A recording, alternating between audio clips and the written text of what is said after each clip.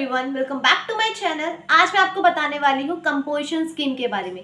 Composition scheme एक ऐसी scheme है, जैसा कि हम जानते हैं कि जो हमारे स्मॉल टैक्स पेयर्स होते हैं they are just feel free, क्योंकि उन्हें डेली की ट्रांजैक्शन इतने मिनट पे होती है। अब वो एक अकाउंटेंट तो हायर नहीं कर सकते ना कि अपनी डेली ट्रांजैक्शन वो मेंटेन करें कि मेरा ये गुड मेरा बिका तो इस पे इतना परसेंट जीएसटी, इस पे इतना परसेंट जीएसटी। ना वो खुद मेंटेन करेंगे ना वो अकाउंटेंट हायर करेंगे, तो काम कैसे चलेगा भाई।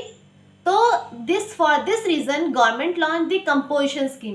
ये एक ऐसी स्कीम है जिसके तहत आपको कोई भी मेंटेन डाटा करने की नीड नहीं है। ऑल यू नीड इज आपको सिर्फ अपना जितना भी टर्नओवर आपका एग्रीगेट बनता है उसका आपको 1% एज अ जीएसटी गवर्नमेंट को सबमिट करना होगा। अब इसमें कौन कौन ऑप्ट कर सकता है? इसे ऑप्ट करने के लिए आपका 1.5 करोड़ मतलब कि 1.5 करोड़ से आपका एग्रीगेट टर्नओवर एक्सीड नहीं करना चाहिए। अगर आप स्पेशल स्टेट की कैटेगरी में लाइक करते हैं तो आपका 75 लाख से एक्सीड नहीं करना चाहिए। अभी स्पेशल स्टेट कैटेगरीज कौन सी है? अब मैं आपको बताती हूँ। स्पेशल स्टेट कैटेगरीज है Arunachal Pradesh, Uttarakhand, Mizoram, Meghalaya, Nagaland, Tripura, Sikkim. These are the special state categories. अगर आप इन स्टेट में लाइक करते हैं और आप मैन्युफैक्चरर हैं, ट्रेडर हैं, then you can also opt the composition scheme अगर आपका एग्रीगेट टर्नओवर एक्सीड नहीं कर रहा है 75 लाख से। अब इस स्कीम को करने के क्या बेनिफिट्स हैं? एक बेनिफिट तो मैंने आपको बताया, आपको डेली ट्रांजैक्शंस रिकॉर्ड करने की ज़रूरत नहीं है। अब एक है आपको एनुअल रिटर्न फाइल करने की भी ज़रूरत नहीं है। एनुअल रिटर्न फाइल ना करो तो पेनल्टीज लगती हैं, तो इससे अच्छा है आपका कंपोजिशन स्कीम अगर आप ऑप्ट करते हैं तो आपको जैसे एक नॉर्मल टैक्स पेयर को GSTR1, GSTR2, GSTR3 पे करने पड़ते हैं, ऐसे ही आपको अगर कंपोजिशन स्कीम में आते हैं आपको कोई भी मैंडेटरी नहीं है कि आपको एनुअल रिटर्न फाइल करनी पड़े। All you need is it's optional. जैसे कि स्कीम ही ऑप्शनल है, ऐसे ही एनुअल रिटर्न भी ऑप्शनल है। आपको GSTR4, GSTR9 annual return it's your option, आप चाहें तो आप कर सकते हैं। अब आता है कि मैंने आपको बताया कि अगर आप कौन है, अगर आपको फिर कितना परसेंट आपको सबमिट करना पड़ेगा जीएसटी के रूप में गवर्नमेंट को। अगर आप मैन्युफैक्चरर हैं तो आपको 1% of your aggregate turnover submit करना पड़ेगा गवर्नमेंट को।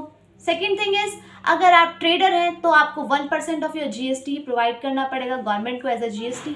अगर आप सर्विस प्रोवाइडर हैं देन यू हैव टू पे 6% ऑफ योर एग्रीगेट टर्नओवर। अब इसका बेनिफिट कस्टमर को क्या होता है? हमें टैक्स पेयर को तो पता चल गया कि भाई उसको नहीं पे करना पड़ेगा। अब जब वो पे नहीं करेगा तो उसे लेना भी नहीं चाहिए।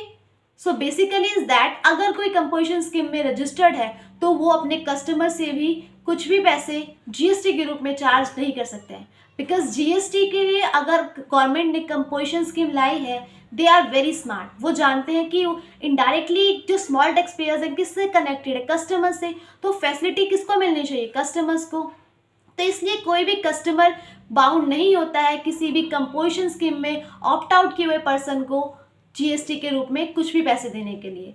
सो बी अवेयर फॉर दैट। अगली बार आप किसी भी कहीं से भी कुछ भी परचेज करें तो उनको एक ये भी गाइडलाइन होती है कि वो जो उनके बाहर बोर्ड है, अपना बिल है, उस पर वो मेंशन करे कि हमारा जो फर्म है, हमारी जो फैक्ट्री है, जो भी है वो एक कंपोजिशन स्कीम में रजिस्टर्ड है, ताकि जो कस्टमर है they are aware about it, they have no need to pay GST amount on this. Thank you so much for watching and keep supporting. I will try my best to give you more informative videos. Thank you so much.